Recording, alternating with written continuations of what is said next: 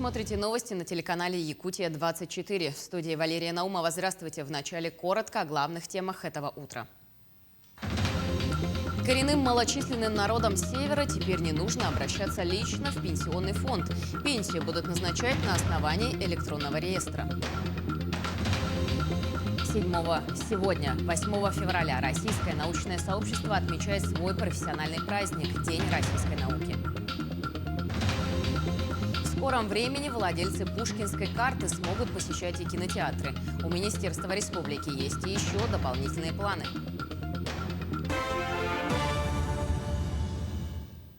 Прокуратура Якутии утвердила обвинительное заключение по уголовному делу в отношении 3 жителей республики.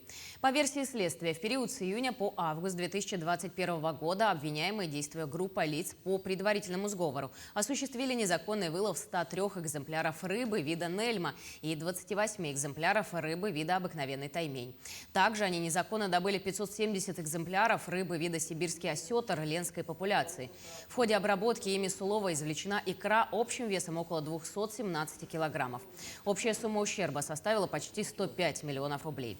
После утверждения обвинительного заключения уголовное дело направлено прокуратурой республики в суд для рассмотрения по существу. Представителям коренных малочисленных народов Севера будут назначать социальную пенсию на основании сведений из специального электронного реестра. Это освободит их от личного обращения в пенсионный фонд. Такие нормы закона уже вступили в силу. Право на социальную пенсию по старости есть у граждан из числа малочисленных коренных народов Севера, проживающих на землях своих предков постоянно. Мужчин по достижении 55 лет и женщин 50 лет.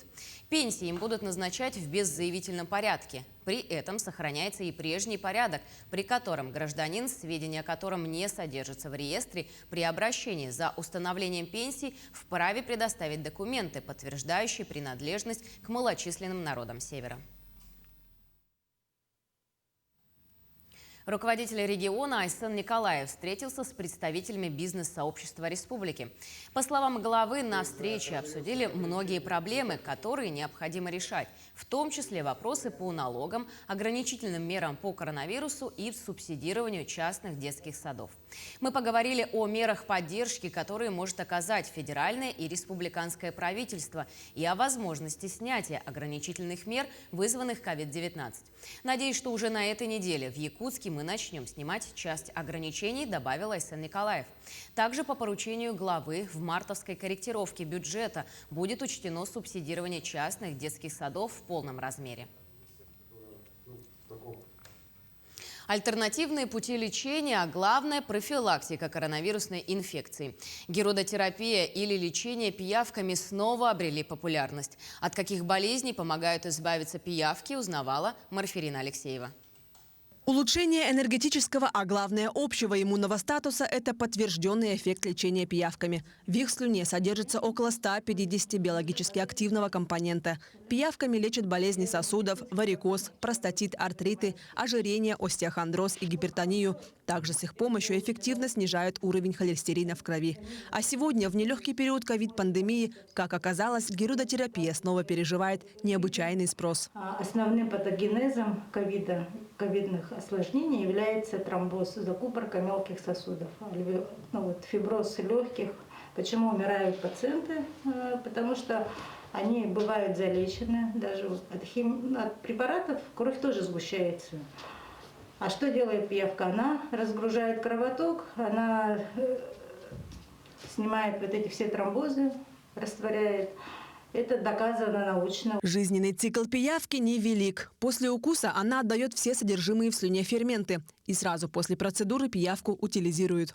Пиявки прилетают с герудофабрики. Это научно-производственная фирма Геруда, которая работает с 80-х годов. Пиявки лицензированные, сертификат качества имеется. То есть пиявки прилетают оптом. Так как они одноразовые, мы используем только один раз. Потом они утилизируются. Вот пиявочки достаются из баночки, кладутся в шприц.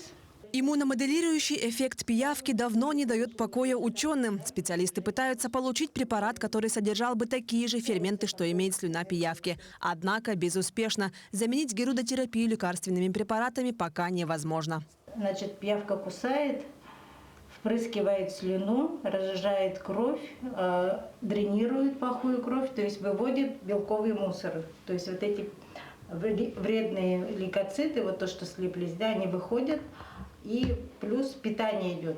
И приток вот этих питательных веществ. Вот в герудине есть очень много аминокислот полезных, в том числе и те, которые нужно, жизненно важны для нашей жизнедеятельности. Мария Иванова по образованию психолог. Своих пациентов лечит комплексно. Помимо герудотерапии, она занимается китайской традиционной медициной и лечебным массажем. Во время сеанса пациент получает беседу с психологом, массаж, иглоукалывание и в завершение лечение пиявками. Пациентка Клара Ючугяева, сходив однажды, стала постоянным гостем. Ее поразил скорый лечебный эффект. Головная боль, спина немножко, да, вот иногда побаливает. Прохожу процедуру и сразу все отпускает. И ощущаю, что после пиявок вот облегчение, головная боль она проходит, спина уже становится, уже очень комфортно мне становится, да, вообще. И вообще такое ощущение, что мне вообще вот после пиявок как будто я заново родилась. Да. Противопоказана герудотерапия людям с онкологическими заболеваниями СПИДом. Нежелательно ставить пиявки беременным и кормящим мамам. Пиявки также очень разборчивы. Они не терпят резких запахов. На их работу влияют погода и даже настроение самой пиявки. Если же оно позитивное, то вместе со слюной животное передает пациенту и эндорфины – гормоны радости. Марфелина Алексеева, Павел Пахомов, Якутск. Ежегодно 8 февраля российское научное сообщество отмечает свой профессиональный праздник – День российской науки, учрежденный указом президента России в 1999 году. Россия стала первой страной, где было разработано учение о биосфере. Впервые в мире в космос запущен искусственный спутник Земли, введена в эксплуатацию первая в мире атомная станция. Немало российских и советских ученых были отмечены Нобелевскими премиями. Сегодня российские ученые продолжают славные традиции, развивают самые перспективные направления в науке, разрабатывают новейшие технологии и готовят учеников. По указу президента страны 2022 год будет посвящен культурному наследию народов России.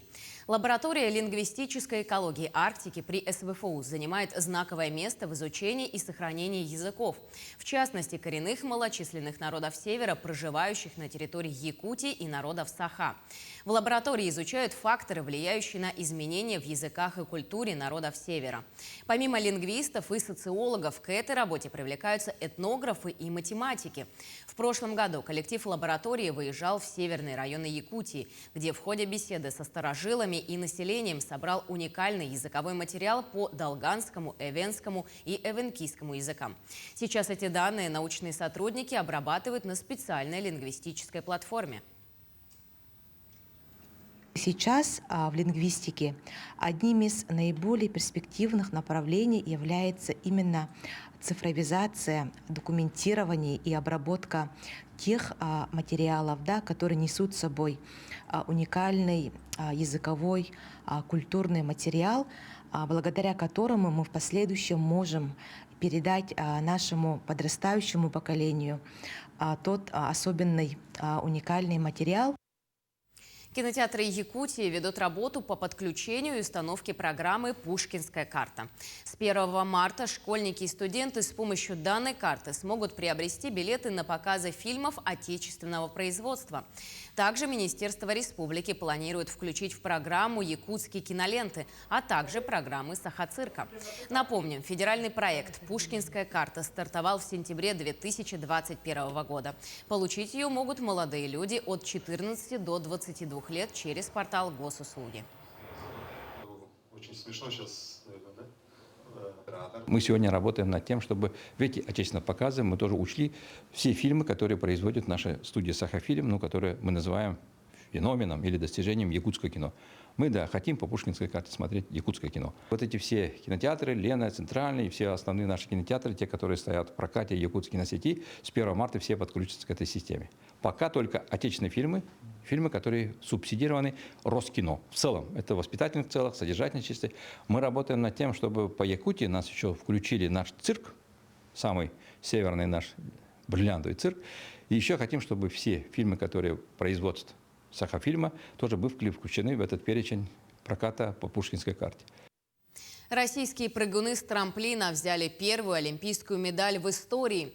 Сборная России по прыжкам на лыжах с трамплина завоевала серебро в соревнованиях смешанных команд на Олимпийских играх в Пекине. Сборная России идет на 2-м месте в командном зачете на Олимпиаде после очередного дня соревнований. Всего у команды России 7 наград: 2 золота, 3 серебра, 2 бронзы.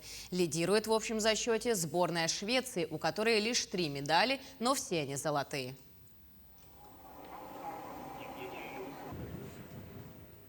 Сенегальские болельщики заполонили Париж после победы их команды на Кубке Африки. В воскресенье впервые в истории страны Сенегал выиграл кубок, победив 7-кратного чемпиона турнира Египет. Как это было, смотрите в сюжете далее.